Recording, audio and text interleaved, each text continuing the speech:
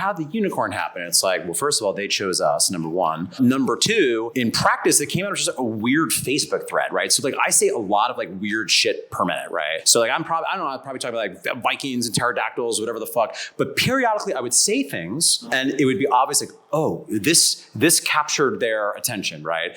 And in fact, when Mark Fisher Fitness, before we had a space, the summer of 2011, when I was not certain that I wanted to do this as a real thing, because even at that time, I was like, I don't know if I want to deal taxes or team or like real estate. I was like, I see a good path here for me to like make a couple $100K, take summers into Europe, work as an actor. I don't know if I want to work that hard.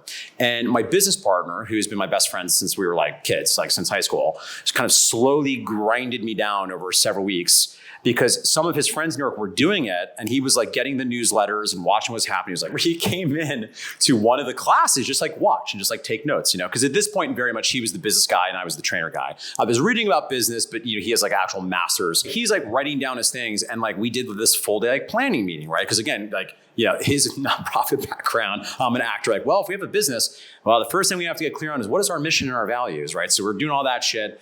And he presented a lot of what was like the embryonic version of the brand. And it was a lot of shit from him watching me teach that I didn't know I was saying. And, you know, the ninja thing, right? So we call our clients ninjas. And that was because people start, I guess in class, I'd be like, you are crushing this. You are fucking ninjas.